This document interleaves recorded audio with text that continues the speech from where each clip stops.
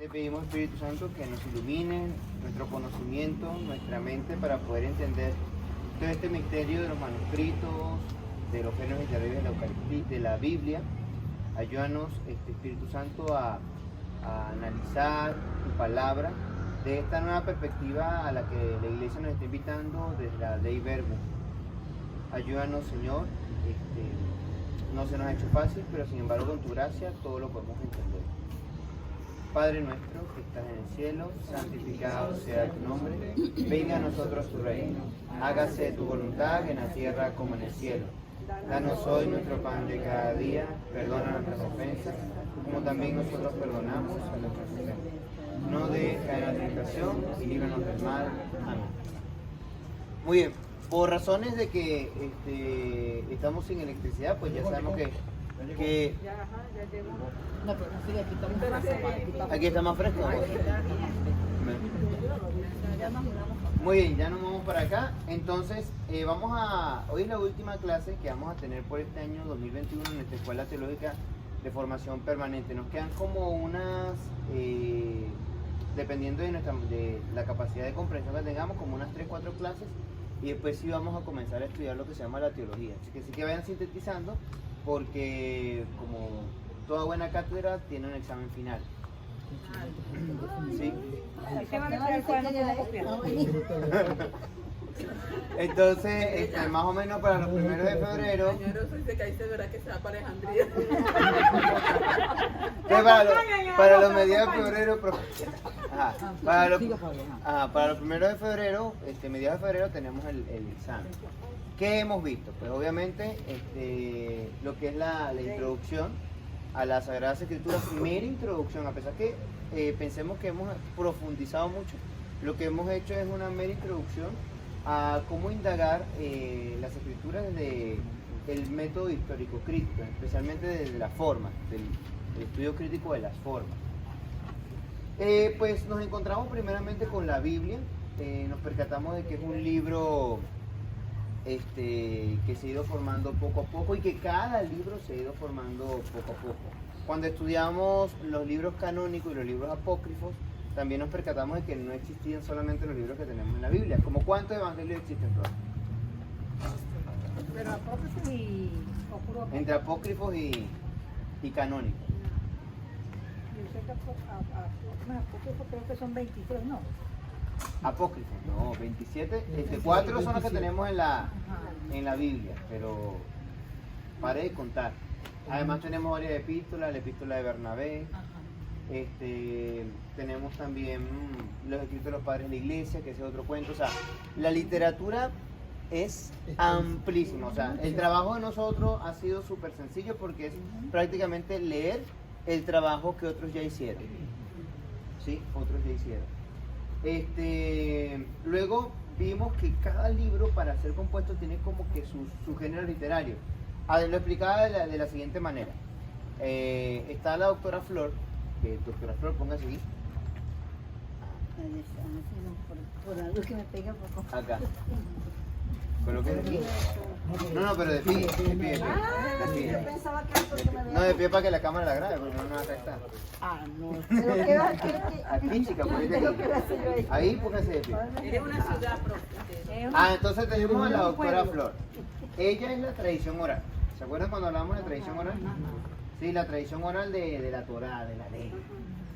Entonces, ella está echando el cuento del libro del Génesis.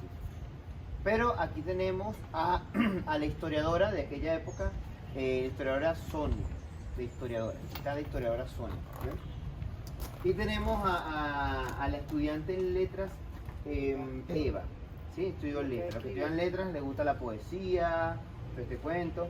Y tenemos al geógrafo, Antonio. Al geógrafo Antonio. Entonces, la doctora Flor está echando el cuento del principio, de por allá del Génesis. Entonces la doctora Flor se muere. Sí, se murió. Siéntelo. Se murió. Entonces, Sonia se va por allá para Alejandría. Antonio se va como para Grecia. Y Eva se va para la parte del Mediterráneo de Irak, de Irán, por allá. Entonces, ella, cónchale, yo quiero resguardar de manera escrita lo que me transmitió mi abuelita, la doctora Flor. Entonces yo, Sonia, voy a hacer la narración del libro del Génesis. Ya. Lo narró de la manera histórica. Sonia se murió, ¿verdad? Sonia se murió. Luego, el geógrafo Antonio, pues le mete el piquete de lo que sabe de geografía. Se puede analizar lo que la abuelita le contó, pero Antonio también murió. ¿Sí? Luego Eva, que ella es en letras, escribe un poema bellísimo a la historia de su abuelita, del pueblo de Israel, y todo ese cuento. Entonces tenemos poemas, historias, y tenemos como geografía. Y tenemos prácticamente, esos escritos fueron escritos como en papiros de cuero, de carne de aquel tiempo, se secaba así. De chivo, Exacto. Creo que era cuero. Bueno, en papiro, sobre todo cuando ya estuvo la parte de lo que es el papel como tal. Pues nada, llegó entonces la nieta. Estamos ya cuántos años, se murió ella y se murieron ellos. Ya han pasado mínimo 200 años, si no 180. Llegó entonces la nieta, la bisnieta, tataranieta, póngase de pie. Entonces ella se encuentra con el documento completo de Sonia, el documento completo de Antonio, pero el documento dañado de ella. Y agarra y hace la narración del libro de Génesis. Llegó, no sé, hubo un problema político en la zona, los socialistas contra los capitalistas, entonces era como medio capitalista y lo que mandaba era el socialismo y la mandaron a quemar y quedó nada más medio vivo el documento que escribió porque lo otro se echó a perder porque se quemaron todos los documentos. Estaba muerta Flor, se quemaron los documentos, quedó medio chureto el documento de él. Entonces el tataranieto que logró ir a Colombia, ¿sí? Consiguió el documento y lo hizo como un volumen 2 y un volumen 3. Y entonces tenemos, de entre tantos documentos, el libro del Génesis. ¿Para qué época más o menos? ¿Sí? Mire, eso estamos hablando, el primer capítulo del libro del Génesis se dice que más o menos fue en el 500 a.C., el primer capítulo. El segundo capítulo es del año 900.000 a.C., el capítulo 2. ¿Sí? En el nada más en el Génesis están que si la fuente yavista, que hablan de Dios como Yahvé, la eloísta, que habla de Dios como Elohim, la sacerdotal, que habla toda la parte ritual, y la deuteronomista, que es la parte de la ley. Así está también el libro del Éxodo, o sea, hay varias fuentes. Obviamente no existía el nota al pie, ni la parte esta de la... ¿Cómo es que se llama? Las normas APA, no. Ellos agarraban y como entendían lo iban poniendo. Y, o sea, imagínense, si les estoy diciendo que parte del Génesis fue más o menos en el 900 a.C. y la otra parte fue en el 500 a.C., o sea, ahí hay muchas manos metidas. ¿Sí? Entonces se comienza a hacer, les explicaba en la clase pasada, se comienza a hacer lo que es el estudio de los géneros literarios, porque te das cuenta de que de repente en el documento que escribió Sonia sale la palabra papá, pero en el documento que escribió ella sale la palabra taita. O sea, hay unas referencias interesantes que te dicen que parte del documento no está... Hacíamos el ejemplo bien palpable con, ¿me permite, profesora? Con el Evangelio de Juan, que es del Nuevo Testamento, ni siquiera el Antiguo Testamento. Fíjense, miren más o menos la prosa tan bonita que tiene el capítulo 1, Juan, capítulo 1, del versículo 1 al 18, y noten la diferencia del versículo 19 en adelante, para que vean. Miren, se lo voy a leer. ¿Lo están buscando? Bueno, bien. Del 1 al 18. Del 1 al 10, capítulo 1, versículo 1 al 18. ¿De Juan? Y luego el 18 en adelante.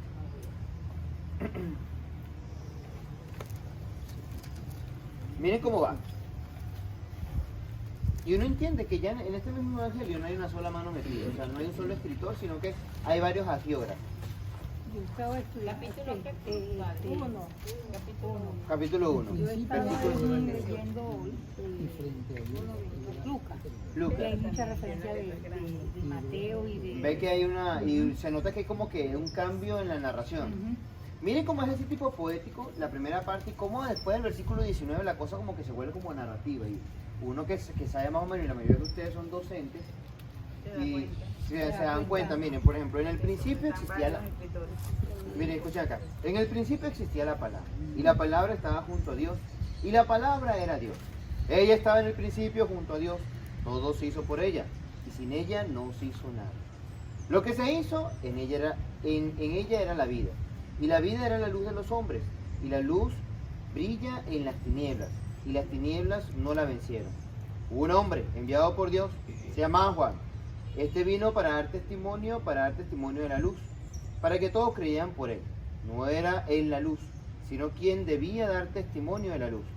La palabra era la luz verdadera, que ilumina a todo hombre viniendo a este mundo. En el mundo estaba, y el mundo fue hecho por ella, y el mundo no la conoció. Vino a los suyos, y los suyos no la recibieron. Pero a todos los que la recibieron les dio poder de hacerse hijos de Dios, a los que creen en su nombre, los cuales no nacieron de sangre, ni deseo de carne, ni deseo de hombre, sino que nacieron de Dios. Y la palabra se hizo carne, y puso su morada entre nosotros, y hemos contemplado su gloria. Gloria que recibe del Padre como unigénito, lleno de gracia y de verdad.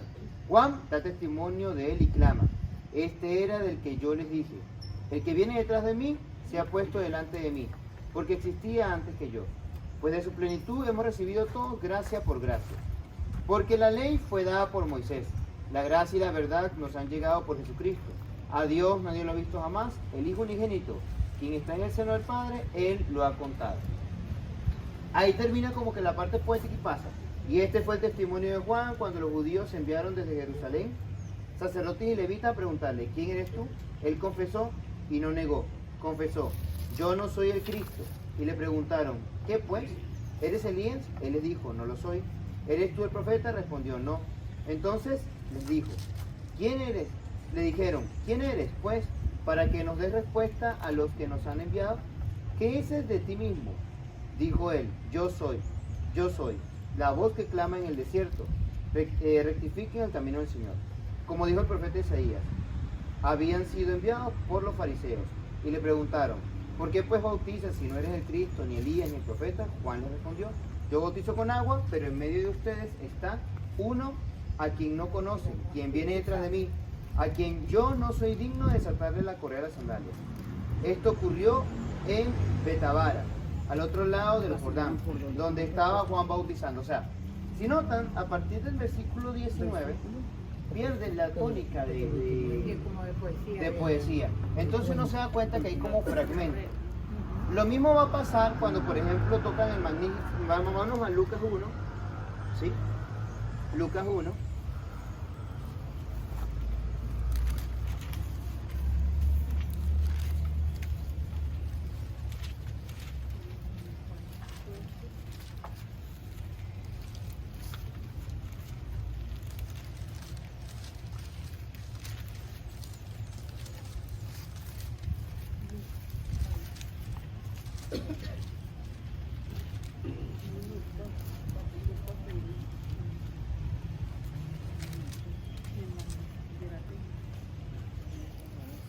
Lucas 1 versículo.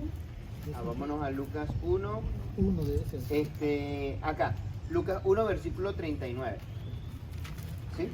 Primero está la narración. En aquellos días se puso en camino María y se fue con prontitud a la región montañosa, a una ciudad de Judá. Entró en la casa de Zacarías y saludó a Isabel. En cuanto ésta oyó el saludo de Isabel, saltó de gozo el niño en su seno. Isabel quedó llena del Espíritu Santo y exclamó a gritos: bendita tú entre las mujeres y bendito el fruto de tu vientre. ¿De dónde a mí que venga a verme la madre de mi Señor? Porque apenas llegó a mis oídos la voz de tu saludo, saltó de gozo el niño en mi seno. Feliz la que ha creído que se cumplirán las cosas que le fueron dichas de parte del Señor. O sea, hasta aquí todo va como una especie de narración. Pero de repente, en el versículo 46 dice: y María dijo: Alaba mi alma la grandeza del Señor, y mi espíritu se alegra en Dios mi Salvador, porque ha puesto los ojos en la pequeñez de su esclava. Por eso desde ahora todas las generaciones me llamarán bienaventurada, porque ha hecho en mí favor cosas grandes el Todopoderoso. Santo es su nombre. Y su misericordia alcanza de generación en generación a los que lo temen. Desplegó la fuerza de su brazo, dispersó a los de corazón altanero, derribó a los potentados de sus tronos y exaltó a los humildes. A los hambrientos los colmó de bienes y despidió a los ricos con las manos vacías. Acogió a Israel su siervo, acordándose de la misericordia como lo había anunciado a nuestros padres en favor de Abraham y su linaje por los siglos. María se quedó con ella unos 3 meses y luego se volvió a su casa. Palabra del Señor, gloria a ti. Ahora vamos a hacer lo siguiente, para que vean más o menos qué es lo que quiero entender. Agarren el versículo 44 y pasen directamente al versículo 56 y leer el Magnífica. ¿El cual de otro El Magnífica viene siendo como el credo, padre. No, el cántico de María. Sí, pero viene siendo como el, o sea... Magnífica es proclama mi alma de Dios. Magnificar es como de nosotros mismos proclama O mi sea, pero alma. yo la comparo así como que si fuera el credo porque es lo de ella, o sea, todo lo de ella. La profesión de ella. Miren cómo suena la narración. La narración suena como más completa, así, miren. Voy a leer el versículo 44 y voy a pasar directamente al 50 y pico. Dice así: porque apenas llegó a mis oídos la voz de tu saludo, saltó de gozo el niño en mi seno. Feliz la que ha creído que se cumplirían las cosas que le fueron dichas de parte del Señor. María se quedó con ella unos 3 meses y luego se volvió a su casa. ¿Ven que tiene como más sentido el narrativo si uno lo lee así? Si uno salta directamente a 56. O sea, el Magnífica es como si fuese un cántico agregado del último redactor del Evangelio de Lucas. Sí, cierto. Sí notan, Sí, se nota porque tienen la sensación. es como un cántico que le viene diciéndole, es como una alabanza. Exacto, O la grandeza pero- que tiene la Madre de Ajá, Dios. pero yo lo que quiero que entiendan es que ese pedacito del Magnífica tuvo que haber sido colocado aparte, o sea, era un documento aparte que se colocó y se introdujo en la narración del Evangelio de Lucas. Y se nota, igual pasa con el Evangelio de Juan. ¿Sí? Padre, y ahí después viene cuando el cántico a Zacarías O sea, hay como que también. son cánticos litúrgicos. Debe ser que se parece mucho al cántico de Ana, que se lo mostramos cuando quedó embarazada de, creo que la mamá de Sansón, cuando quedó embarazada la mamá de Sansón, lo vimos en la clase pasada. Entonces, esa es la cuestión con los géneros literarios. Uno entiende mejor la Biblia de esa forma. ¿Por qué? Porque es cierto, a todos se nos ha perdido la vista cuando de repente estamos leyendo una narración y ¡plá!, sale como una prosa. En el libro de los Salmos más o menos se cree que es como 5 libros. En el libro del Apocalipsis como 4 documentos. Por eso es que a veces como que el libro del Apocalipsis no coinciden las cosas. Y así va. Agárrense el capítulo 1 y el capítulo 2 del Génesis. Vean las diferencias impresionantes. O sea, hay dos géneros literarios totalmente distintos. Uno es como un escrito sacerdotal que respeta mucho los 7 días sacerdotales. Y otro es como un escrito más así, más libre en su redacción. Por eso es que es importante el estudio de los géneros literarios. Hay prosas, evangelios, epístolas. Capítulo 1 y capítulo 2 del Génesis. Escuchar un mensaje A medida que ellos iban escribiendo, que se iban incorporando las nuevas cosas que... Sí, porque por lo general el poeta trata, él tiene en la lectura, ¿no? que Pero él de coincidían repente, con la narración que estaban escribiendo. Claro, y documento es documento.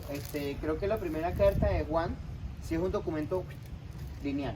Lineal. O es sea, como tratando de adornar una situación. es como, Para darle una mayor es como relevancia. escuchar un mensaje de lo mismo de un político y un poeta. O sea, que el poeta Exacto. adorna Sí, que bonito y tiene el el mismo- político. que tengan el mismo... Se ve la diferencia. Pero no solamente se ven las diferencias en el sentido de las Es uno y diferencias. es otro, lo que quiero decir. Pero también hay Varias diferencias o sea, a veces los mismos evangelistas colocan y respetan como que la tradición histórica. Por ejemplo, no sé si que fue 1 Corintios 11, donde leímos el texto de la Eucaristía. Sí, entonces, ¿Sí? O sea, se nota que es idéntico a lo que hicieron Marcos, Mateo y Lucas. Entonces, o sea, y el texto más antiguo que tenemos de la Eucaristía sería el de capítulo 11 del de 1 Corintios. Y así pasa con toda la Biblia. Así uno no tiene miedo de tropezarse con los distintos géneros literarios. Les decía que esta semana cuando fuesen a evangelizar, tomaran un texto, ¿verdad? Y le explicaran, miren, este es una parábola, ¿sí? Este pertenece al género literario poético. Y le fuesen explicando a la gente para que la gente también tuviese como ese conocimiento importante. Ahora, ¿alguna duda hasta aquí? Pero esa enredar. parte para explicar eso, tenemos que explicarle a una persona, ¿cómo se llama? Que tenga más o menos algún conocimiento bíblico. Porque si lo hacemos a una persona que no tiene conocimiento... En las comunidades me ha servido mucho el ejemplo de la abuelita que le enseña a los nietos. En las comunidades. Sí, es verdad. Comparando. Comparando. Y que se guarde, como que el árbol genealógico vaya respetando. Porque el judío respeta mucho eso, el hecho de que... Tradición. Yo sé. Entonces, exacto, entonces resguardan eso tan bonito como un álbum fotográfico. Y ellos tienen como una especie de una institución. Y esa institución se rige por lo que dice el mayor, pues, que es el abuelo, o sea, porque hay uno que se hace la institución dentro de la familia. Se hace instituciones. Sí, hay una jerarquía y entonces se respetan. Entonces, bueno, ya pasa, usted es la tradición oral. Pero yo estoy poniéndolo a usted como única tradición oral. No. Pues son muchas. En aquel momento estaba el patriarca Jacob, el patriarca Isaac, Bueno, con los Abraham, patriarcas, sobre todo el mundo escuchaba el mismo patriarca. Moisés. Y las diferentes corrientes. que Entonces, había, y las ¿verdad? diferentes corrientes. Pero ¿qué es lo que sí tienen ellos? Y es lo que me encanta de por lo menos de los judíos de esa época y los cristianos de esa época. Que a pesar que habían como mentalidades distintas, o sea, ellos tenían su mirada en Dios, en Yahvé en el caso de los judíos, y Jesucristo en el caso de los cristianos. Y a pesar que habían distintas tradiciones y distintas maneras de formularlos de los géneros literarios, había mucha unión en ese sentido. Algo que sí de verdad que nos falta mucho a los cristianos en la actualidad. Que es precisamente lo que hicieron las primeras comunidades cristianas, Sí. que eran muy unidas y eran como hermanos. Sí. Se trataban todos como hermanos. Que claro, para llegar a eso ahora es... Bueno, vámonos ahora a avanzar a lo que sí realmente toca Ellos no aceptan a Jesús como hijo de Dios. Vamos a avanzar entonces. Ya, perdón, ¿alguna duda por acá? ¿Se entiende lo de los géneros literarios? Sí. O sea, que la tradición escrita no es que fue hecha así a los golpes. Yo escribí el libro del Génesis. No. O yo escribí el Evangelio de Lucas. No. Quien hizo la recopilación de los documentos recogió información. Toda la información de Todo el Padre, mundo. eso que usted explica sí es como lo que el gobierno actual hizo con los proyectos en las instituciones educativas. Ok. Que para recopilar información de las diferentes comunidades que están adyacentes a las Ajá. instituciones, entonces usan los libros vivientes, que ellos le dieron ese nombre Libro libros vivientes. viviente. Las personas más viejas de la comunidad que tenían el testimonio directo de cuando se fundó esa institución y todo lo que fue pasando en esa comunidad. Ese ejercicio, pero muchas veces, porque por ejemplo, lo que le digo con el capítulo 1 del Génesis. El capítulo 1 del Génesis, más o menos en el 500 a.C. y el capítulo 2 más o menos en el 900.000 a.C. O sea, no solo ese ejercicio se hace en varias épocas y existe como un recopilador general o recopiladores que hacen el documento. Por eso que yo les digo, o sea, el evangelio atribuido a Mateo, según San Mateo, pero quien haya recogido el evangelio y hay varias manos. Por lo menos yo estaba observando que Lucas hizo su evangelio, pero en función de todas las narraciones de Mateo, Es de probable. Marcos, porque ahí dice, o sea, cuando yo estaba leyendo, dice según Mateo capítulo tal, según Marcos tal, Ujú. Sí, porque, O sea, la cita ahí ajá. de... porque- Entonces, yo lo que estaba observando que casi todo el evangelio de Lucas, él lo hizo, fue en base a las narraciones o recopilaciones que tenía de los diferentes ¿cómo es? Es que No, todos son libros de los de diferentes recopilación. Sí, son apóstoles, recopilaciones. ajá, de los diferentes apóstoles, pero en Lucas como que se nota más. Claro, porque es que Lucas parece que es uno de los últimos sinópticos en escribirse. Ah. Marcos fue el primero, incluso Marcos no tiene infancia. No. No, Marcos no tiene infancia. O sea, Mateo y Lucas sí tienen infancia y difieren. Porque en Lucas Jesús no va a Egipto, en Mateo sí va a Egipto. En Mateo hay sabios de Egipto o lo que nosotros conocemos como los Reyes Magos. En Lucas están los pastores. También depende de la intención teológica que quiera transmitir el escritor. Lo que pasa es que Sí, diferencias y semejanzas. Entre los evangelios. Evangelio. pero Pero sí me ha llamado la atención en eso, porque como me llegó un mensaje que leyéramos desde que cada día un capítulo de Lucas, para que ahí estaba el nacimiento, vida de Jesús, Ajá. ¿verdad? Entonces yo lo estoy haciendo y he observado eso, me ha llamado la atención eso, que él todo el tiempo cuando escribe según Marcos, según Lucas, según Mateo, según cualquier apóstol o de donde él haya recopilado esa información. igual hay algunas diferencias, por ejemplo, Hechos de los Apóstoles tiene una intención netamente teológica a pesar que habla de geografía. Los viajes de Pablo en Hechos de los Apóstoles son distintos a las de las cartas originales de Pablo. Las cartas originales de Pablo hay como que una visión de viaje distinto al de Lucas. Pero, o sea, yo lo que quiero también es que entiendan es que primero esta gente no se conoció, no había internet, no había nada. O sea, cada quien fue escribiendo como pudo resolver. ¿Sí? Como pudo resolver. Ahora, nosotros prácticamente tenemos el trabajo hecho. Sí. Claro, lo que pasa es que casi nadie se pone a indagar los textos y cuesta un poco que la gente lo entienda así. A veces son de mentalidad muy fundamentalista. Entonces, esto es palabra de Dios, pero tiene una historia detrás. Y lo que lo hace palabra de Dios es que Dios inspira A esa tanto persona. el que escribió el Magnífica como el que escribió la Natividad y el recopilador. O sea, Y Dios el- inspira a todo. Y el narrador. Y el narrador, y va. Les dio sabiduría. Va. Y no, que a veces se contradice, que por qué en Mateo fue Egipto y por qué en Lucas no fue Egipto. No se trata de eso, o sea, más que una visión biográfica de Jesús, lo que quiere es que el otro se encuentre con el Señor. Y más que dar una narración exacta de lo que pasó, se trata de dar el mensaje de que el Señor nos salva a todos. Exacto. Llevar el mensaje. Ujú. Porque ahora, cuando se habla Inspiró a de... ellos y nos inspiró a cada uno de nosotros, porque cuando ustedes ponen a escribir algo sensible, que le toque el corazón, yo me imagino que también está en la mano. Claro, ahí está la mano de Dios. Pues yo creo que cuando de esa comparación se debe a que como allí había un solo imperio que dominaba todo, entonces a lo mejor ese imperio agarraron que era Egipto, porque Egipto era un imperio inmenso. Uno de los imperios. Uno de los imperios, lógico. Pero después cae Egipto, viene Roma. Entonces, No, Roma no, después de Egipto viene- Grecia, Roma, uno de esos. No antes. Antes, bueno. Asiria, Babilonia. Ok. Entonces Grecia también tiene el cultivo de todo eso. Incluso ellos agarran ¿cómo se llama? De Grecia, Sí.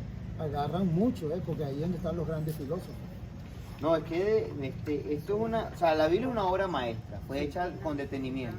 Eso es para estudiar es años para ellos. Sí. Eso no es Lo más importante es que en un año voy a aprender y que se No, mantiene eso es el pie de mentira. la profe, padre, desde mi humilde análisis yo digo que para entender esto, por ejemplo en mi caso, uno debe, por ejemplo yo debo de tener cierto conocimiento de qué es la prosa, a su vez las figuras literarias con las cuales se escribe una prosa. O sea, las figuras literarias me refiero a los símiles, a las metáforas, a las hipérboles. Entonces, cuando se tiene ese conocimiento, puede hacer que uno llegue a entender esos textos. Profe, tenemos el mismo problema con el libro del Apocalipsis. La mayoría piensa que el Apocalipsis es el fin del mundo y es un género literario. Es un género literario. Sí, y como la persona no entiende que es un género literario ni qué elementos lleva el género literario apocalíptico, entonces el fin del mundo. O sea, se tragan el cuento. Que es el fin del mundo. Para que se mueran. Y van los hermanos separados, se aprovechan Sí, porque ellos ¿cómo se llama? Enseñan un evangelio de miedo, o sea, de terror y miedo. Ellos dicen, muestran el texto como el contexto. Por eso es que Sí, porque todo el evangelio de ellos siempre es de terror. ¿Verdad, padre? Ellos muestran el texto como el contexto. Si la tiene más latente que uno. porque entonces esa Jonás fue escrito en esa figura literaria. Y también, por ejemplo, pasa con el libro de Génesis. Adán y Eva pasan a ser parte de la narrativa bíblica, dentro de las fábulas bíblicas. Pero, por ejemplo, cuando la gente las va a explicar, empiezan a explicarnos que tiene que existir un Adán y que tiene que existir una Eva. O sea, no logran ver el sentido teológico de que Dios crea al primer hombre y a la primera mujer y los bendice. Y se centran solamente en lo que ellos consideran, tiene que ser una historia cronológica. O sea, no asumen de que puede ser un género literario y que un teólogo quiere dar un mensaje a través de eso. No que quiere explicar que Adán, porque si así también nos vamos con Jesús. Mateo en su primer capítulo, donde aparece la genealogía que vamos a leer el 17 de diciembre. Mire, la gente piensa que en 1400 años se resumen en esas 14 generaciones. Eso es imposible. O sea, es un recurso literario de las crónicas que está utilizando Mateo para dar un mensaje teológico y que la familia de Jesús está... Por ejemplo, Rahab era una prostituta y es tatarabuela de Jesús. Y es más un mensaje teológico. O sea, la preocupación de los escritores bíblicos es utilizar la historia, no para echar el cuento de la historia, sino para que la persona se encuentre con Dios. Se encuentre con Dios. Pero es fuerte. No es una cosa... Por lo menos, padre, yo diría también el símbolo de la cruz, por lo menos. Muchos aquí lo ven, colocan una cruz y para ellos es muerte, para nosotros es vida. Eso es como explicamos más o menos que es un género literario. Que un género literario prácticamente no tiene nada que ver que eso sea una narración completa de todo, no, sino que hay cosas que se agregaron, se quitaron, que es un libro de fe, sí, porque tampoco podemos creer que la Biblia no lo escribieron personas que tenían fe, que tenían el Espíritu Santo adentro. Por algo Dios nos dijo, vamos a partir la Biblia con un rayo así como acabó con el Imperio Romano, algo así. Por eso yo le digo mucho a Alejandro, la Biblia no se puede leer tampoco, porque a veces nosotros leemos la Biblia, agarramos con la Biblia y yo a veces me dice Dios, aquí este es el texto que me está diciendo, no se puede. A mí me pasó así. En la universidad tenía yo 18 años y agarré los 7 días del Génesis y quería compararlo con el proceso de la evolución de la Tierra. El universo tiene creo que 14, 13 mil años. Y yo quería explicar esos 14 mil años en los 7 días del Génesis. Y después cuando yo estoy estudiando teología me doy cuenta, pero es que no, o sea, es que el escritor, esos 7 días no los está explicando desde la historia del universo. O sea, el escritor no se llama el Big Bang ni nada de eso. O sea, la Biblia es un libro de religión. Y uno no se puede hacer ese tipo, o sea, hacer ese tipo de comparaciones, lo que va a hacer es enredar más. Porque no intenta, o sea, no hay un intento. Pero si yo igual hice mi exposición y me aplaudieron, entonces cuánto saqué 20. Pero no, o sea, intenté demostrar desde la ciencia fáctica algo que pertenece a los géneros literarios. Y sí hay algo de historia, pero no es no hay una intención histórica concreta, específica como para palabra cierta. Padre, otra cosa que yo he entendido con la clase que usted nos ha dado es que la Biblia se puede estudiar de diferentes contextos. Sí. Por ejemplo, desde lo social, tiene muchas cosas, desde lo político, cuando hablan de esos reyes, de esos imperios, desde lo económico también. Sí. Y el que más me llama la atención desde lo geográfico. Yo sí quiero llegar a esa parte. A la parte geográfica. O sea, que hablan de tantas aldeas, de tantas poblaciones. Yo quiero saber qué tanto dista una de la otra, o sea, a mí me llama la atención en la parte geográfica. Lo que sí, por ejemplo, el código, es cierto que están todos esos códigos de interpretación, pero las primeras comunidades cristianas,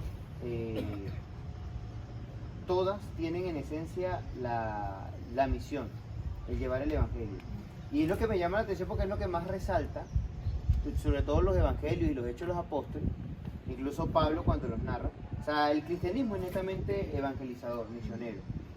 Y uno después de estos 2000 años, ver una iglesia ritual y tratar de llevarla a sus orígenes, sus principios, créeme que ha costado. Desde los congresos que se han hecho en Latinoamérica para recuperar eso, la gente todavía le cuesta entender que lo natural del cristiano es la evangelización, es llevar sol, anunciar la buena nueva. Y ha costado porque se ha convertido en una cuestión muy ritual, muy ritual y eso ha hecho mucho daño a nuestra fe. El ritualismo, que no está mal, pero se ha concentrado todo en el culto y en un culto demasiado estación de servicio. O sea, yo pago la intención y el padre me hace el responso. O el padre tipo bombero, o sea, el padre va y me hace responso en la casa, que eso está en cierta medida, digámoslo bien, no tan bien, pero hemos perdido mucho lo que es lo natural de nosotros, que es el llevar la esencia. palabra de Dios, el esencia. enfoque misionero. Muy bien, yo quiero pasar a la clase de hoy, porque estamos repasando las clases pasadas. Está muy interesante. Ok, Por eso que el enfoque ahora es una iglesia en salida, siempre la... Pero si nos deja hablar a todos, no terminamos. no, miren, No es que le pasa a uno ideas cada rato Sí, cuando sí, él no. habla y... Padre, yo estoy con lo de la generación de, yo le dije, padre, no, o sea, el otro engendró sus fotos de nombres que ninguno me gusta. lo que pasa es que para poder entenderlo, como buena judía tienes que conocer la historia de salvación bíblica. O sea, claro, es descifrar cada nombre y lo que hizo la persona. Padre, tiene que leerse el Antiguo Testamento completo. Ajá. Eso es. Bueno, sí, O ponerte a investigar Yo nombre estoy por más o menos nombre. leyendo, o sea, yo voy entendiendo que es como una generación de tatarabuelos que vienen para, como la historia de mi mamá, pues, ya que Lucinda entró a mi mamá, Mariana entró a Marilea, la otra, y así. bueno, es como lo hacía, como lo hacía Jacob con su hijo. De generación en generación. ¿A dónde es que para están todas esto no se esas? fuera En perdiendo. Génesis no es padre. Y Jacob. Crónica es una. Jacob ponía a su hijo, le otra enseñaba cosa, a todas a las mí lo que me llama la generaciones. atención es que por lo menos Jesús, cuando agarró a Pedro, él les cambió los nombres. La mía sí fue- Solamente a Pedro. No, A Pedro. A Pedro nada más. a Pedro A no. Pedro. Sí, porque él lo que quería hacer es la significación de la iglesia, ¿ves? Que con él empezaba todo y el cimiento de la iglesia. Miren, concéntrense, vamos a los papiros. Bueno, vamos. ¿Cómo llega la Biblia a nosotros? El nombre proviene del griego, más precisamente de Biblos, nombre de una ciudad fenicia situada en la costa del Mediterráneo. ¿Sí? Esta guía la tienen ustedes en sus teléfonos, No, a mí se me borró, padre. para que se la pasen, para que no se entretengan. Usted lo borra. O sea, yo me interesa más que me escuchen. Al norte del actual Beirut. Era la ciudad donde se comerciaba el papiro, papel que se usaba para los documentos escritos. La palabra Biblia es un plural que designa libros. Por eso decimos que la Biblia es una verdadera biblioteca.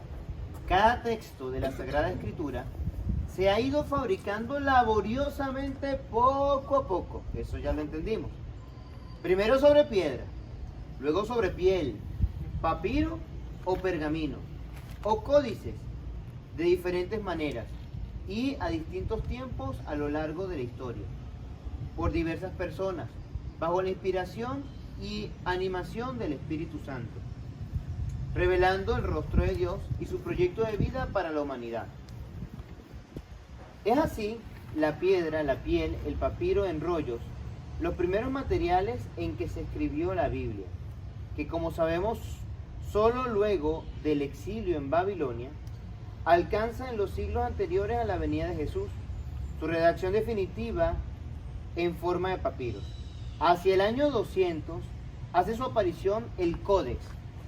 El Códex es como, se parece mucho a nuestros actuales libros, pero son como más grandes y aparece como si fuese un papiro pegado como una especie de libro. Entonces, Creo que lo los hacían. atlas, Ah, los atlas.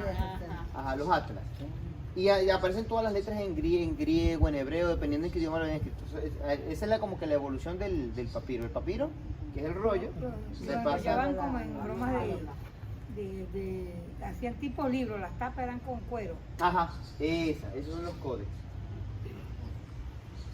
Este se asemeja mucho a nuestros libros actuales. Eran planchas rectangulares de cuero, estiradas y cosidas, para compaginarlas en forma semejante a un libro. Como dato curioso, tenemos que saber que la Biblia se escribió sin separación entre las palabras y que el hebreo sagrado se escribió sin vocales. Eso creo que también se lo había explicado. No habían capítulos, no habían versículos, no había nada de eso. La división de la Biblia por capítulos fue a principios del siglo XIII, año 1200 de nuestra era. O sea, eso no fue hace mucho, que se vea muy lejos. Por el inglés Stephen Langton. Y la división de versículos fue en 1555, por el impreso parasino llamado Robert Stephanus. Todos ellos, si mal no me equivoco, son católicos. Así tenemos que del Antiguo Testamento son 46 libros, que son 1075 capítulos. El Nuevo Testamento son 27 libros, que son 260 capítulos. El total son 1335 capítulos. El salmo más largo es el Salmo 119. El salmo más corto, el Salmo 117. El versículo más largo es Esther capítulo 8, versículo 9. Y el versículo más corto es Juan 11:35. Jesús lloró.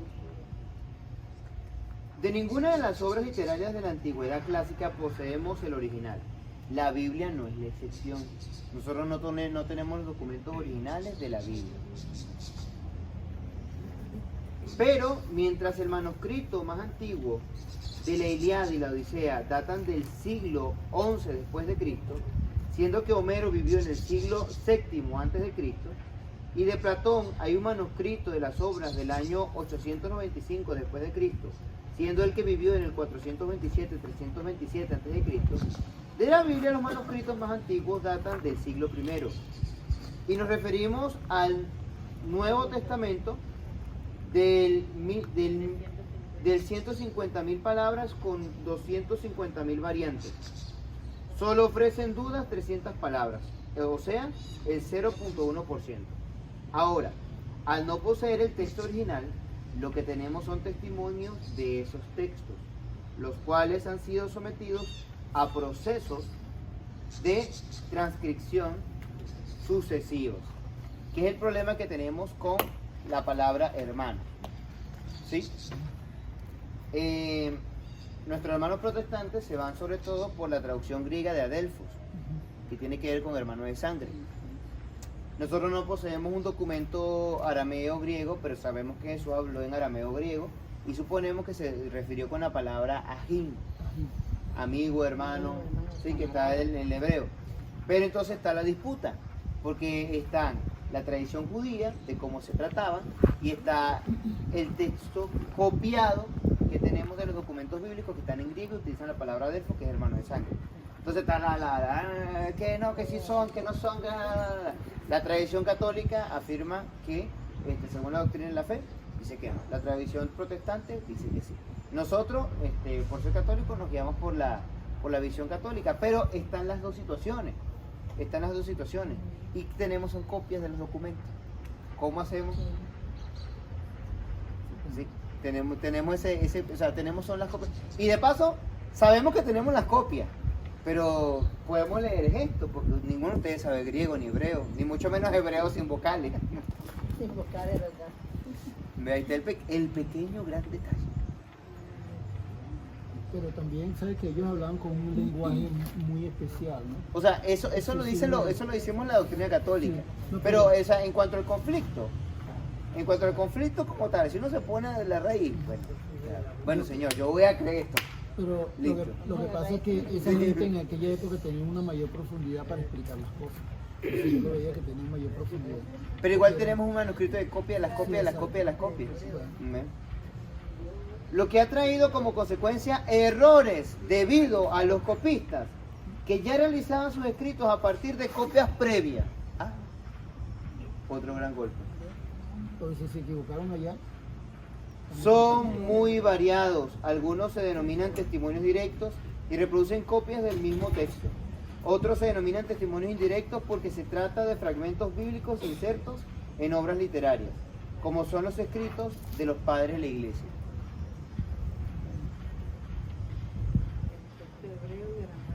El texto hebreo y arameo del Primer Testamento. Se poseen testimonios directos. El primero, el manuscrito más antiguo es el de San Petersburgo, del año 1008-1009 después de Cristo. Texto base de las ediciones críticas de la Biblia hebrea. O sea, la Biblia hebrea se comenzó a escribir más o menos en el 1500, y este texto es del después de Cristo, 1000 años después de Cristo. O sea, esa es la copia de las copias de las copias de las copias, la más antigua que tenemos. En el Cairo, en 1896, en una gueniza, se descubrieron los numerosos fragmentos de códices, de los cuales el más famoso es el texto manuscrito del Eclesiástico, que se remonta del siglo VII, siglo VI después de Cristo. Habíamos dicho que este documento es antiguo, es del 300 a.C. y la copia que tenemos más antigua es del siglo VII, siglo VI después de Cristo. Estamos hablando, hay tiempo, hay siglos de... En el año 1948, los manuscritos descubiertos en una cueva de Qumran introdujeron un nuevo capítulo en la historia del texto 48. en 1948. 48. Recién. Sí, Tiene 70. eso está reciente. Hay algunas cuevas que no han sido 23 excavadas todavía. Incluso creo que recientemente se No, estos días salieron unos salió. consiguieron unos documentos. Otro documento más Sí, antiguo. no lo leí, yo estaba leyendo estos días. Los manuscritos descubiertos en la cueva de Qumran introdujeron un nuevo capítulo en la historia del texto hebreo del Primer Testamento, donde se hallaron todos los textos del Primer Testamento, del Antiguo Testamento, menos el libro de Esther y de Judith, Primero y Segundo de Macabeos, Baruch y Sabiduría, los deuterocanónicos. De Isaías, Habacuc y los Salmos se hallaron los textos completos. Saben que los códices siempre se consiguen dañados. Se consiguen los textos completos, sanitos. Del siglo II después de Cristo, o sea, son más antiguos que el manuscrito de Petersburgo y los manuscritos de los códices que se encontraron en Geniza, o sea, del siglo II. O sea, estos son viejos, del año sí.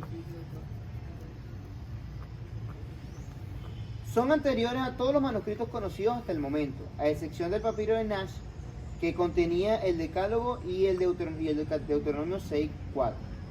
Un caso particular es el Pentateuco samaritano, proveniente de la comunidad samaritana que se separó del judaísmo tradicional de la época posterior al exilio y conservó por cuenta propia el Pentateuco como único libro inspirado. Es importante para la crítica textual porque ha tenido una transmisión independiente, es un texto aparte. Versiones antiguas del Antiguo Testamento o testimonios indirectos. La versión de los 70, que es la que usamos los católicos. El nombre proviene de una carta del pseudo Aristea que ofrece una historia de la versión según la cual fue un documento en griego de la comunidad judía de la diáspora en Alejandría de Egipto. Lo tratamos en África. Hablamos del siglo III, siglo II a.C. Ya el prólogo del Siráside deja entrever que existían versiones griegas de la Biblia hebrea. Los manuscritos más antiguos de la versión de los 70 son el Códice Vaticano y el Códice Sinaítico, que datan del siglo IV después de Cristo. Mas en Qumran se hallaron manuscritos de la versión griega más antigua, del siglo I después de Cristo. Tómalo. Mire, en las cuevas de Qumran hay judíos, protestantes, ortodoxos y católicos echando látigo. Sí, pero no sé, pero si ellos están metidos ahí en eso, ¿por qué tienen tantos enredos con las escrituras? Si es un texto antiguo, entre más antiguo, el lenguaje es más antiguo. Más Sin difícil. embargo, los protestantes tienen un enredo ahí con las escrituras. Yo lo veo así, porque los que más o menos aceptan son los ortodoxos que están ahí y los, ¿cómo se llama? Los anglicanos que están más o menos pegados con todo eso, pero los evangélicos nada que ver, Lo cierto es que ya están todos. están metidos. Ahí están todos. Muy bien. ¿Sabes que yo hice jarabe de- La versión eucalipto, 2, no la sé versión si cualquiera. Aquila, Simanco y Teodosión son traducciones griegas del siglo II después de Cristo para uso de los judíos de la diáspora.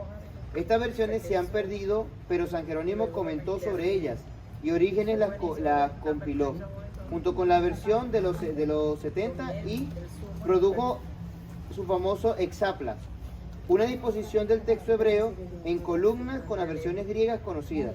De esta obra solo han llegado los fragmentos. Recordemos que San Jerónimo, señoritas, San Ay, Jerónimo, padre, ni me acuerdo de cuando era ese señorito. ajá, San Jerónimo fue el que recopila los Sí, textos los textos. y hace la Hexapla, hace comparaciones de todos los textos griegos de aquel momento.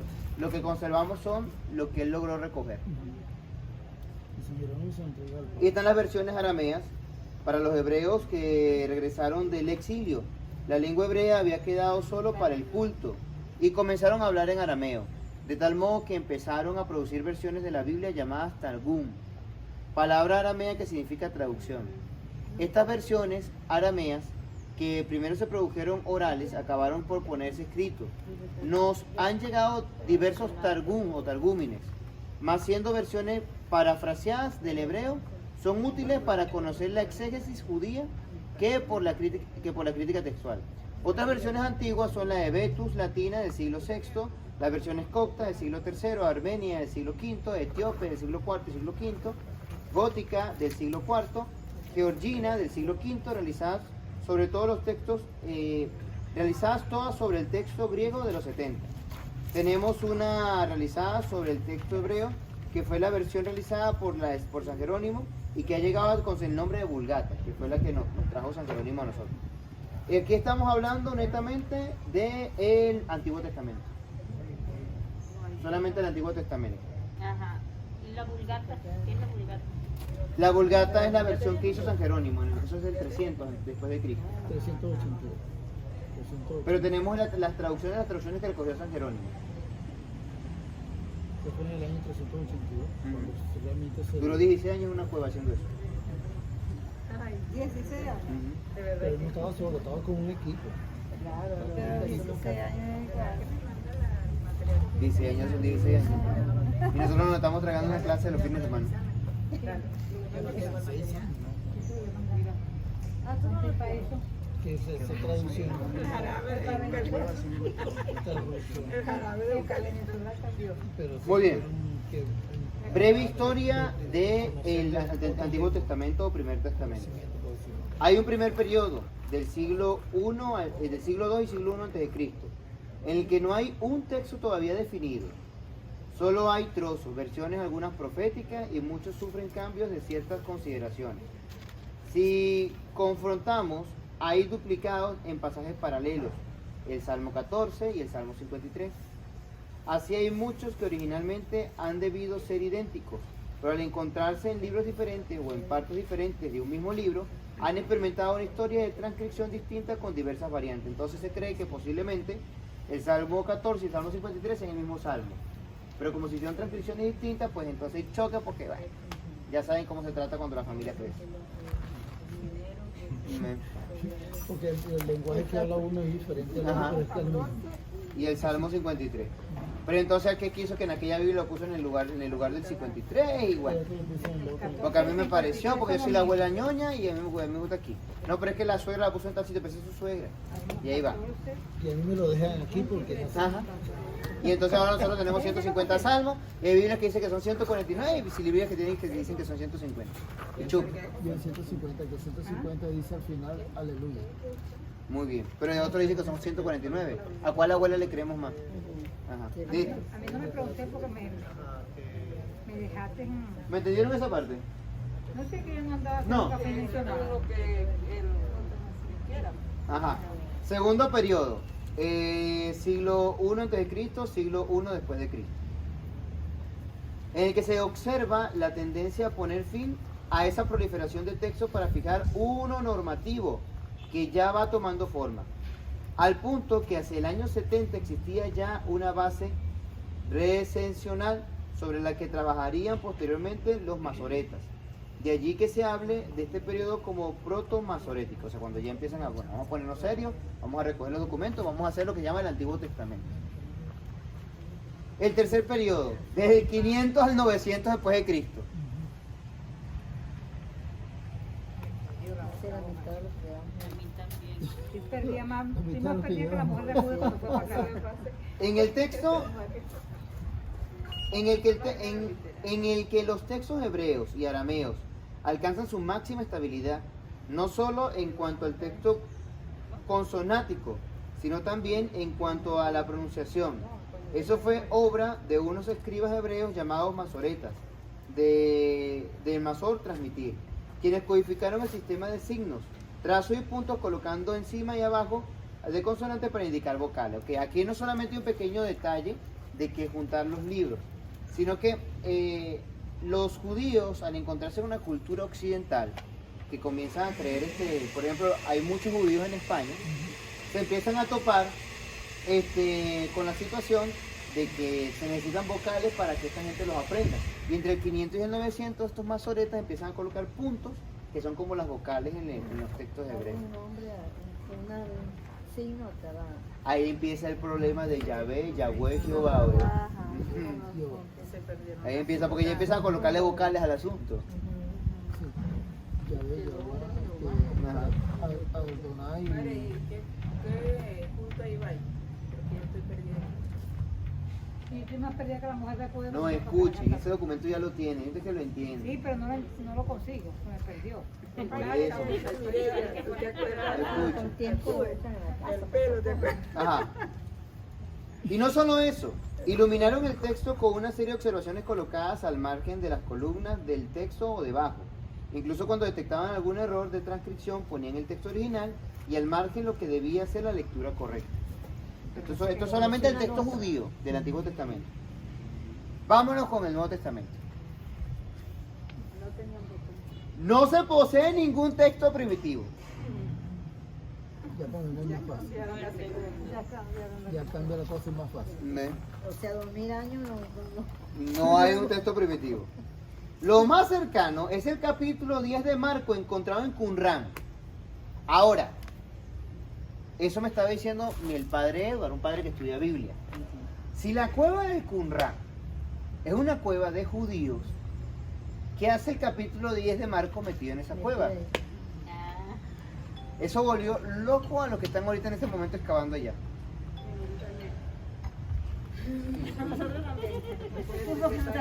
Yo también fui y me Si regresé. eran judíos, obviamente eran cristianos, pero al menos que eso ya estaba escrito. Todo es suposición, chamo. En esos tiempos era más Todo es Eso estaba suposición. escrito ya. De aquí para adelante todo es suposición. Bueno, cuando yo vivía ¿Qué hace el capítulo 10 de Marco allá? Por eso que Dios nos tiene en estos tiempos. A menos que A menos que ellos querían debe ser que estudiarlo. padre, Ellos querían tuvo estudiarlo. conversación con ellos. Querían estudiarlo para poder Todo entender. es suposición en este momento. se la robaron, ¿verdad? O se lo Puede ser robaron, que ellos pero no querían saben, aprender, querían querían conocer. Ah, claro. ¿Y lo del Qumran cuándo fue? 1948. ¿Sí? Sí, ayer. Ayer. Estaba usted adolescente. 1948 ahorita. Me, Yo soy del 58. Hace un año nacido. me imagino. Nací en el 27. Bueno, se descubrió un texto cuando usted nació más o menos. Todavía se están descubriendo, ¿verdad? Y todavía hay que estudiar. Es muy largo. No, yo no creo que Hay 2.500 manuscritos para entretenernos a leer. Eso es casi toda la Biblia. 2.500 manuscritos texto del Nuevo Testamento, de los cuales los testimonios directos son: 1. Papiro 84. Son importantes para la crítica textual. Se les nombra con una P, con una exponente numeral, una letra del alfabeto latino, o del griego, o del hebreo, o simplemente un número precedido del 0. Entre los más importantes tenemos del papiro 84. Papiro 52. El papiro 52, el manuscrito más antiguo del Segundo Testamento, del Nuevo Testamento, descubierto en Egipto, es del siglo II y contiene Juan, capítulo 18, versículo 31 al 33, y luego pasa del 27 al 38, llamado también de Rilan, lo que demuestra que para el 120-130 después de Cristo era ya conocido el Evangelio de Juan, lo cual data... No, después de Cristo. Juan nació... Se le fue el año. Se le fue la máquina del tiempo. Es que No, es que andamos más perdidos que la mujer de acude, que uno va para allá, viene para acá, se regresa, vuelve ahí. El papiro 45, papiro 46 y papiro 47, llamados papiros de Chester Beatty, se componen de 86 rollos, por eso que le tocó leer eso. Contienen las cartas de Pablo y parte del Apocalipsis. Son importantes por su antigüedad, primera mitad del siglo III.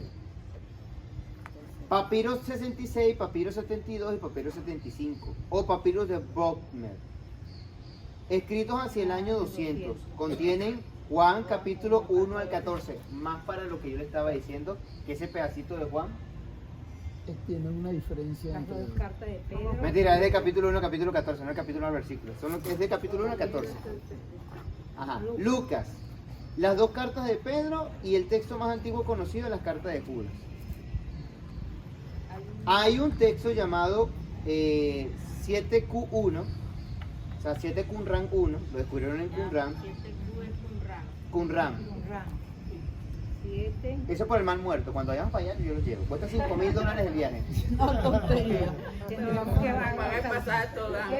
Encontrado en Qumran, que contiene, escuchen bien, en la cueva judía, Marcos capítulo 6, versículo 48 y luego versículos 52 al 53. Lo que nos ubica hacia el año 68 de nuestra era y hace pensar que algún cristiano debe haber llegado allá huyendo de la guerra antes de la destrucción de Jerusalén, lo que lleva a pensar que este evangelio es anterior al 70. Se encontraron otros trozos de 1 de Timoteo, Jesucristo, otro documento del Nuevo Testamento, del capítulo 3, versículo 14-43, Marcos 7, 28, Marcos 12, 17, Santiago 1, 23, 24, y nosotros peleándonos por si metemos a Santiago en el canon o no, y esto ya lo tenía ya. Ajá. Romanos 5, 11, 12 y 2 de Pedro 1, 15. Ok, esos son los papiros. En cuanto a los códices, que son ya los libros como tal, ya no son rollos, sino los libros. Códice 266, de los que podemos clasificar dos categorías: mayúsculas, escritos con carácter mayúsculo del siglo II al IV, se mencionan por letras o números precedidos del 0, y manuscritos minúsculos posteriores del siglo IV, cuando ya se utiliza papel para escribir. Entre los códices mayúsculos más importantes tenemos el B03 o Códice Vaticano, conservado en la Biblioteca Vaticana. Contiene el Antiguo Testamento en la versión de los 70 y el Nuevo Testamento, que es del siglo IV. El Códice S01 igual X o Códice Sinaítico. Se le designa también con la letra hebrea Aleph. Buenas tardes. Buenas. ¿Vas a salir por YouTube? Voy a atravesar. No me he dado cuenta. Ay, que vale lo que sepa yo. Ella va a ser el momento. Yo va a hacer a su mamá que me viene a anunciar la menstruación. Ay, de paso, que no podía dormir porque tenía esa posesión, una soñadera con un cochino frito. Es que va a matar cochino la que Esta noche van a soñar con papiro. Ajá, toda la noche pasé soñando con Matar cochino y va a traer a José para hacerlos allá. Ajá.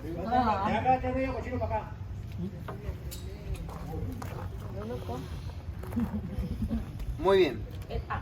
Yo me dueña del agua de ella. Quiten el agua solita. Atención. Códice Sinaítico, que se le designa también con la letra Aleph, contiene el Antiguo Testamento y el Nuevo Testamento en el siglo IV. El Códice Alejandrino, que contiene el Antiguo Testamento y el Nuevo Testamento del siglo V. El Códice Palimpsesto, denominado reescrito de Efrem, porque es del siglo VII. Se volvió a escribir en encina. Contiene el Primer Testamento y el Segundo Testamento.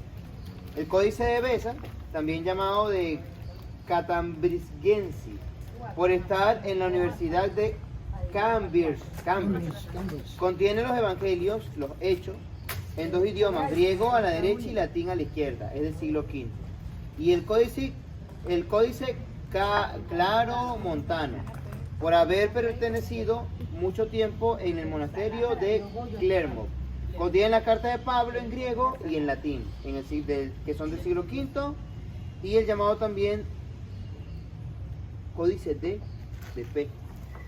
Aquí hay más códices, leccionarios, versiones en latín, que está la Vulgata. Tenemos el texto alejandrino. Muy bien. ¿Quieren que lea todos los códices o así está bien? Ay, eso está bien, padre, que ando durmiendo. Imagínate salir de las cavernas allá de... Del Qumran. Yo metida allá. Me vino aquí y dijo, sí, de verdad. No, mira, hoy Y eso así de ¿sabes? a mí me hace venir, hoy no tenía ganas de venir, pero ay, La estaba no, tocando no, el diablo. no es que no dormía anoche con una carraspera y una soñadera con un cochino frito, chica, que eso pasa toda la noche soñando con ese cochino frito. Pero había matado y se estaba... Yo lo que tenía era hambre. ¿Cómo? Vamos con la parte de la interpretación de estos códices. O sea, ya tenemos la tradición oral, ya entendimos cómo fue la tradición, bueno, entendimos cómo fue la tradición escrita, no. Ya sabemos cómo es más o menos la tradición escrita. Ahora vamos con las interpretaciones. Recordemos que nosotros somos una interpretación cristiana del Antiguo Testamento. ¿Sí? Recuerden eso. Vamos con las interpretaciones. Historia de la interpretación de la Sagrada Escritura. Interpretación ¿Del Nuevo Testamento o el Viejo? interpretación en el Antiguo Testamento. Antiguo. La Sagrada Escritura, acorde con los géneros literarios, presenta hechos, interpretaciones y reinterpretaciones para afirmar este es un hecho. Debemos ubicarnos a la luz de la época en que ocurrió, cómo fue, quién lo hizo, quién lo escribió, etc. Y de cuál hecho se han realizado posteriores interpretaciones y reinterpretaciones, pues la visión de los hechos será diferente de acuerdo a la época y en que se interprete. Comprender esto nos ayudará a hacer hermenéutica o interpretación del Antiguo Testamento. Tradición. La tradición yavista, la que llama a Dios Yahvé. Los yavistas se ubican hacia el año 850-800 e interpretan los hechos a su manera en los relatos de Génesis 2, obra que se contrapone a Génesis 1, fruto posterior que es del año 500-400 a.C. Que el Génesis 2 es del año 850-800 a.C. y que es una visión de relato del origen del mundo en Génesis 2, y en Génesis 1 está posterior, es del 500 al 400 de mano sacerdotal. Entonces, el capítulo 1 del Génesis pertenece a la interpretación sacerdotal. Por eso es que se ubica en la cuestión de los 7 días. ¿Por qué? Porque respetan mucho el culto del número 7. Y el Génesis 2 no tiene ninguna intención, que es la visión ya. Ajá, padre, ahí voy a... Ajá, cuéntanos. Esa es la pistola. No, ya perdí la... Sí. Eso es lo otro que, por fin, el séptimo día es domingo o el sábado. Sabbat. Sabbat significa El sábado descanso. fue Ajá, pero ¿cuál es el Viejo Testamento? el- Sonia. Y el Nuevo en el domingo. Ajá, pero ¿cuál es el verdadero día de descanso? No sé, pues nosotros tenemos un calendario romano. Es que Porque anteriormente, Porque, para les van, hay Eso está en la en ley. unas religiones es el día sábado. es que acuérdense que la ley, Bueno, la ley, El domingo. la ley, Jesucristo, el día siguiente. celebramos el primer día. la ley decía que era el día, el séptimo día, la ley. Pero cuando muere Cristo, muere la La ley. ley, ajá. Muere la Miren, ley y viene lo nuevo. Atención, los yavistas y los de la interpretación sacerdotal trabajan con el padre Abraham de distintas maneras, o sea, lo tratan de distintas formas. Hay interpretaciones distintas desde uno, eso es dentro del mismo texto. Los códices. El código deuteronomista trata de interpretar hacia el 700, 600 de Cristo y de reinterpretar todo lo anterior. En el Deuteronomio vuelven a aparecer los mandamientos del libro del Éxodo, en el capítulo 6. Si quieren lo revisan de una vez. Miren la diferencia. ¿Qué va? ¿Deuteronomio qué? No, pero Éxodo 20 y Deuteronomio 6. Éxodo 20. Ajá. Pero entonces ya en Mateo Éxodo 5 20, hay cambio. Esa es otra interpretación cristiana. Ya, Éxodo 20. Éxodo 20, el decálogo. Ajá. Lean solamente los mandamientos. Ajá, pero el versículo. No matarás, no cometerás adulterio, no robarás, no darás testimonio falso contra tu prójimo, no codiciarás la casa. Comparen la redacción entre el 20 y el Deuteronomio 6. Uno pertenece a una tradición y otro pertenece a otra. Deuteronomio 6. Sí, creo que es 6, donde salen los mandamientos. Guardarán el gran mandamiento. ¿Deuteronomio qué? Deuteronomio 6, capítulo 6, versículo. Ahí están, donde están los mandamientos. Deuteronomio. Oye, a Israel, Deuteronomio, número, amarás al Señor tu Dios de todo corazón, de todo tu alma. ¿Cuál es el versículo, Marilyn? Aquí están. Deuteronomio. Miren cómo acá están. Deuteronomio 5. No 6, 5. 6:6:5. Tú amarás a Ah, Deuteronomio. Deuteronomio 5, a partir del versículo 2. Ajá, lean. Deuteronomio. El 5. Sí, Deuteronomio 5 a partir del versículo 2. Y Éxodo 20 la parte de los mandamientos. Lea uno del Éxodo 20 y lea otro del Deuteronomio. Aquí está, honrarás a tu padre y a tu madre como te lo he mandado Yahvé tu Dios. Para que se prolongue tu día y sea feliz en la Los 10 tierra mandamientos. que Yahvé tu Dios te da. No matarás, no cometerás adulterio, no robarás, no darás testimonio falso contra tu prójimo, no desearás la mujer de tu prójimo, no codiciarás su casa, su campo, su siervo o su sierva, su buen buey o su burro. Nada que sea de tu prójimo. Fíjense que aquí mismo hay como un cambio de el primer mandamiento, cuando habla que no tenga otros dioses, pero sin embargo que dice, amarás a Dios con todo tu ser, con todo ese Porque mandamiento. Yahvé no dejará su castigo sin castigo al que tome su Es lo nombre mismo, aparte. pero lo dice de Guardarás el día sábado, santificándolo como te lo he mandado. Yahvé tu Dios. Ajá, entonces ahí confunde más a uno. No, son diversas interpretaciones de las tradiciones. Entiéndanlo. Una pertenece a la parte yavista. 6 días trabajarás y harás todas tus A tareas. ver, léelo a partir del versículo 2. Del versículo 2. Yahvé nuestro Dios ha concluido con nosotros una alianza en el Oreb. Oré. Y salen No, todos los mandamientos. ajá. O sea, son distintas tradiciones y distintas interpretaciones de los 10 mandamientos. Por eso aquí se guardará el día del sábado.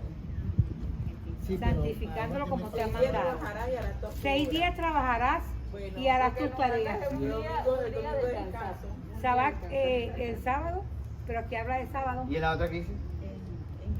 Pero 6 días trabajarás. ¿Y el otro que dice? ¿La anterior? ¿El Éxodo? Jesús dijo que se trabajaba el sábado y tenía que A ver, ser una enferma. Éxodo 20. Éxodo 20. Acuérdate del día sábado para santificarlo. El cielo y Trabaja la 6 tierra, días el mar y y lo de que hay en ellos ellos. haz Y el todo tu séptimo trabajo. descansó. Ahí Pero está el día en el séptimo versículo 11, mire. Recuerda el día del sábado para santificarlo. 6 días trabajarás y harás todos tus trabajos. Ok. Pero el día séptimo es tu día de descanso. En honor a Yahvé tu Entonces los Dios. sábados no hay de curso de Biblia. Entonces, los sábados no hay curso de Biblia. Sí, pero- y acuérdate que eso Muy bien. fue En cuanto a lo del día sábado, para que se relaje un poco, mira, nosotros celebramos como eso está cristianos en razón de católicos. la alianza con Dios directamente, pero después viene la alianza con Jesús. O sea que, La de Jesús es según que el día esto, el siguiente. día domingo es el día El día lunes, vamos a siguiente decir. dice clarito. El primer día de el segundo la día, semana. el segundo día, el lunes el El segundo primer día. día de la semana es El el domingo, domingo. para los cristianos. Y el Pero primer, como- segundo Mire, día- vamos, que todavía falta. El Sirácides, que es una reflexión existencial de los temas antiguos. El judaísmo se presenta en la época helenística de 300-200 a.C., cuando se recogen las tradiciones judías más sólidas, de las que también salieron algunas cristianas. La escuela rabínica parte de 3 elementos: el Midrash, lectura sapiencial sobre determinados trozos de la Sagrada Escritura; el Halaká, camino, norma y ley u ordenanza que se aplica sobre todo a las secciones legislativas de la Sagrada Escritura para recabar normas de conducta moral; el Agadá, toda forma narrativa e interpretación de la Sagrada Escritura, sobre todo las historias históricas y proféticas, que se enriquecen con motivos legendarios y siempre con una finalidad moral. Dentro del judaísmo hay 3 tipos de exégesis: exégesis simple, a manera de cuento, como el de Adán; exégesis filológica, que busca las raíces de las que puede derivar una palabra; exégesis dialéctica, para entender las diversas confrontaciones rabínicas de todos los tiempos. En el Nuevo Testamento, en este ámbito podemos desarrollar exégesis de Jesús de Nazaret. Para ello hay que entender que el género que usaba Jesús, a qué responde y lo que dijo el otro, hablando del Antiguo Testamento, como es el caso de las tentaciones. Hay un hecho histórico, una relectura de la comunidad primitiva y otra de cada persona que a nivel existencial la hace. En este sentido, Jesús se caracterizó por ser 1. Exégeta por excelencia a la hora de interpretar. 2. Se revela a sí mismo como yo les digo. 3. Cuando interpreta lo hace de forma novedosa. 4. Habla con autoridad. Exégesis de la Iglesia Apostólica, que es la que tenemos, la que conservamos con más ahínco en las Sagradas Escrituras. El lenguaje apostólico se caracteriza por tener a Jesús como centro y tomar en cuenta el elemento cultural, pues vive dentro de la cultura judía. Pone en el centro los diálogos y aportaciones de Jesús, siendo el acontecimiento pascual la clave de la lectura. O sea, como le digo, el apóstol no va a estar con la cuestión del Jesús histórico, sino que utiliza la parte del Jesús histórico para transmitir la fe. Punto. Además usa 2 elementos. Tipo, que lo busca siempre en el Antiguo Testamento. Y anticipo, lo que busca en el Segundo Testamento. La carta a los hebreos se refiere al tipo como sombra y el antitipo como realidad. La Iglesia Apostólica también se sirvió del lenguaje rabínico, que poco a poco se purifica proyectado a la luz de Cristo.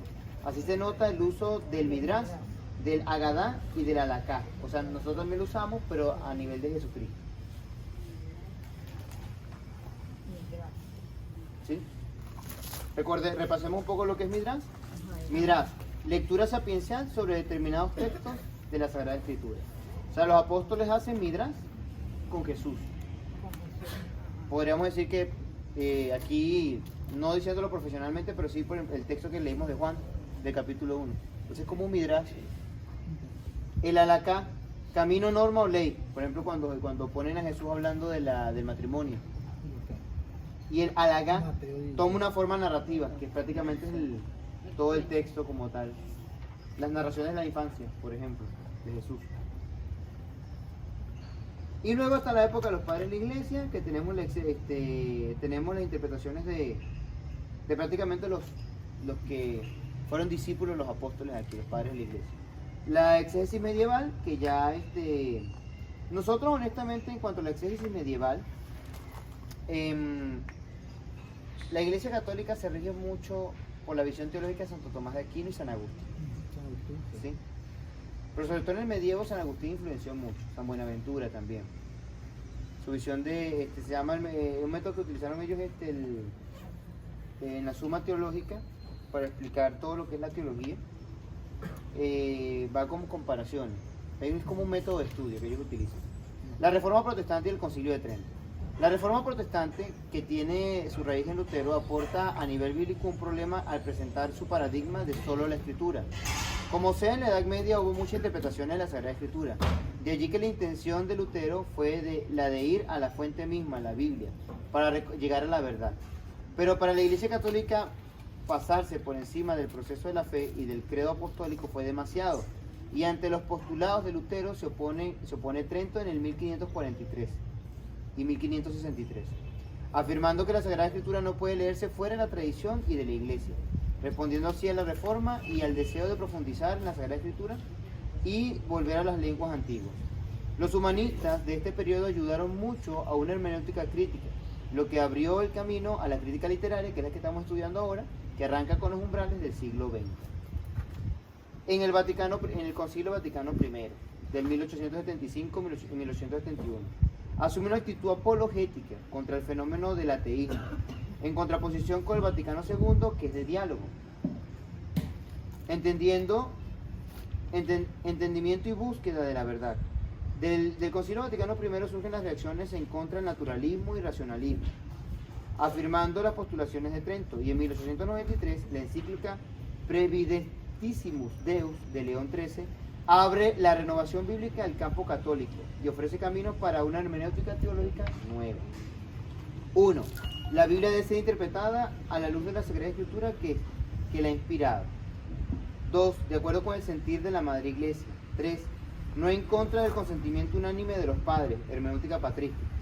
4. Teniendo en cuenta la analogía de la fe. 5. Aplicando todas las formas de crítica textual que ya tenían los protestantes, históricas y tradiciones que se van incluyendo. La encíclica que tuvo la valentía de abrir una pequeña ventana fue en 1902 con León XIII. Creó la Pontificia Comisión Bíblica, que a la larga fue la enterradora de estas ideas. En 1907 Pío X es papa y explota la crisis modernista, lo que afecta el caminar bíblico con las ideas del racionalismo y el naturalismo. Nos encontramos con Loisi, que funda una tendencia cercana al pensamiento liberal protestante y asume: 1. Todo texto se puede explicar por la razón, huelga de fe. 2. Para pedir milagros si la naturaleza lo da todo. ¿Para qué pedir milagros si la naturaleza lo da todo? Loisi fue condenado con el decreto de Lamentabili de 1907 en la encíclica Pascendi del mismo año. Muchos de sus seguidores fueron silenciados. A raíz de esto se fundó el Instituto Bíblico de Roma, lo cual dio pie al indiferentismo y muchas ideas ateas. En la encíclica Divino Afluente Espíritu de Pío XII de 1943, ¿y cuándo fue descubierto Qumran? En el 48, eso es una pleito que va ahí. Arranca una nueva era para la investigación bíblica católica. Es la carta magna de la hermenéutica bíblica y postula: 1. La primera tarea del intérprete de la Biblia es de captar el sentido literal histórico del texto y a partir de allí descubrir la doctrina teológica en él contenida. Antes era al revés. Antes nos agarrábamos todo el tiempo de la teología y la tradición. No, ahora nos vamos. Sí, pero desde el estudio crítico, como lo estamos haciendo ahorita. Estudiamos los géneros literarios. Del texto a partir del descubrimiento de la doctrina teológica contenida. Para ello debe conocerse ciencias y lenguas. El exégeta se esmerará por descubrir el sentido espiritual, con peligro de ser muy personal y no interpretar el sentido genuino. Confrontar el texto para establecer lo que quiso decir el escritor, y a tal fin debe tomar en cuenta las condiciones de la vida del autor, el tiempo en que vivió y de qué fuentes se valió, etc. En el ámbito de la crítica literaria va a dirigir una palabra a los géneros literarios para establecer cuál de ellos fue empleado por los autores en esta encíclica que abre las puertas a la Dei Verbum. Entonces no estamos tan perdidos, vamos caminando como nos lo va pidiendo la Iglesia, con Divinos Afluente Espíritu y con la Dei Verbum, que nos da apertura al estudio crítica de los géneros literarios. Bueno, hasta aquí. Con esto finalizamos este periodo. ¿Qué tal les ha parecido profundizar en todo esto? Un poco de preguntas. Una pregunta que yo me hago, padre: ¿el examen va a ser oral o escrito? Escrito. Podemos estudiar, no te preocupes. Sí, pueden traer la Biblia. Pueden traer hasta los manuscritos. Y al Vaticano y robarlo. Y este señor dice mentira. Podemos traer al señor Google, que él es muy inteligente. Te lo recomiendo. Ese no se deba una, ¿verdad? Entonces, lo de la Biblia es hermoso. No es juego. No es juego. Yo he querido, respetando la doctrina de la Iglesia y la tradición, sumergirlos en esto, para que no seamos ingenuos al momento de, como decía la profe, entonces yo voy al día sábado, ¿no? Ya la profe sabe que es una visión de la época, una interpretación de la época, de uno de los fundamentos de los documentos ahí. Sí, porque ahí habla de 6 días de trabajo. Pero usted ya no se lo va a tomar literal. Usted va a ¿quién escribió ese libro? ¿De qué tradición? ¿Qué género literario? ¿Deuteronomista? ¿Llavista? ¿Sacerdotal? Y luego separados se agarran de eso, de qué es estado, qué es lo que se guarda.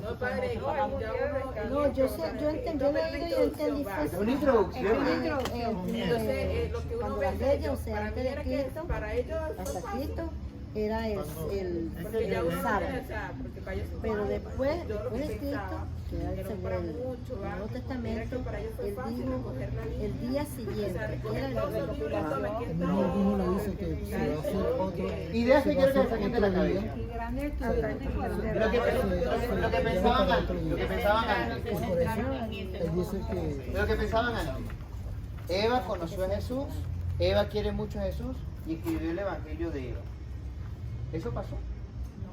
No, por eso. Ella echó el cuento, ella escribió una parte, ella escribió otra parte, y esta parte ya se quemó y esta recogió, pero esta también la quemaron Porque- viva y de... si nosotros podemos ver, Ujú. Pablo, él se tomó mayormente de la tradición, porque él dice, como me lo enseñaron. No todas las cartas de Pablo son de Pablo. No, pero, Por si acaso. pero Pablo en muchas de sus cartas dice que lo que yo recibí, ¿sabes? Lo está recibiendo, pero por la tradición, porque no lo está recibiendo por escrito. Mira, dentro de las cartas de Pablo originales, cuando le damos literatura paulina, lo vamos a examinar. Pero entre las cartas originales de Pablo está 1 de Corintios, 2 de Corintios no. Ajá. 1 de Tesalonicenses, esa es una. Colosenses no. La carta a Filemón también es de Pablo. Las otras también se construyen como se Tito, construyen los Tito y evangelios. Timoteo también No. es de Pablo. Tito y Timoteo No, Bueno, originales del no. O sea, sí hay como que los discípulos de Pablo ayudaron a... ayudar Ajá. a escribir. Pero entonces, Ok. Entre todas las cartas son 20 cartas que hay en la Biblia, 20 cartas. 27. 27. 27 documentos. 27 documentos que cada uno tiene un fragmento de género literario. Pero de carta a carta son 6. ¿Sabe? Como yo le decía a una señora, en estos días a usted, ajá, mire, profe, si usted quiere cumplir como fundamentalista que es, con el día sábado, pero también usted tiene que cumplir con el otro mandamiento. Con el mandamiento No codiciarás a la anterior mujer de tu prójimo. No, yo codiciaba al hombre. Ajá, entonces mira. No codiciarás a la mujer de tu prójimo, profe. Entonces esto es una cosa. Es una cosa porque ella Es una cosa porque el que está escribiendo eso, en esa época, la mujer es un era una objeto. cosa. Era Ajá. una cosa. Intenta hacerlo así a la actual. No puede. puede porque le vuela la cabeza. Le huele y más aquí en Venezuela. Familiar, pues. Sí, porque después luego nosotros encontramos que hacen el cambio y dice, anteriormente se les dijo esto, pero ahora se les dice esto. Y también dice, ahora, ¿cómo se llama? Todos somos iguales a los ojos de Dios, porque ahí no hay diferencia ni hombre ni mujer. Eso está en en Gálatas 3:26. Argeli, ¿cómo se siente ahora? Con la mente cómo. Dígale que me espere. Cuando usted dice que del Nuevo Testamento no hay ningún documento Original. original, Todos son copia. Ajá. Copia de todo. Me voy a retirar. Adelante, profe. lo hace quedar a uno como Ay, gracias. Voy a guardar así. Pero no sabía. Pero no me confíen. lo hace quedar a uno Escuchamos a Argeli, por favor. Dice Marilé que no se los va a mandar.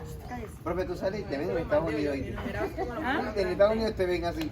Ay, santísima Trinidad. Mi profesora de preescolar. Bueno, lo hace quedar a uno como más perdido porque si existen ya los documentos del Antiguo Testamento, ya viene todo eso, ustedes vienen con el Nuevo Testamento, no hay ningún documento. Bueno, sí, la doctora descubrió que en el 48, en el 1948 tenemos los Qumran, que no sabemos qué hacían los textos de Marcos ahí en el Qumran, pero los encontraron. Ajá, están allí. Yo voy a buscar lo que leyó la doctora, lo leí yo en estos días. Yo también lo leí hace El último como, descubrimiento de otro yo lo leí hace pedazo de como la... 15 días. Hay una página, disculpen, hay una página, ¿Cómo que se llama? creo que se llama Papiro.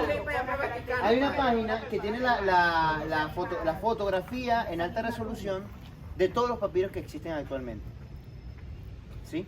Padre, ¿cómo que se llama la página que tú dices que Este es Mercaba. Mercado? Ujú. Pero no hay una página que se dedique solamente a los papiros. Que ustedes, o sea, no, sin necesidad de viajar a Roma o allá a Qumran en Mar Muerto, usted puede ver los documentos. No, pero yo quiero ir para allá a verlo. Epa, lo veremos en el internet porque no creo que pasemos de Puente Paez. Hasta luego. Me avisan si quieren alguna Paga el pasaje de ella y ya está. Ajá. Bueno, vamos a terminar porque se me está descargando el teléfono. Padre, El Señor esté con ustedes. Y la bendición de Dios Todopoderoso, Padre, Hijo y Espíritu Santo, descienda sobre ustedes y les acompañe siempre. Amén. Amén. Siete.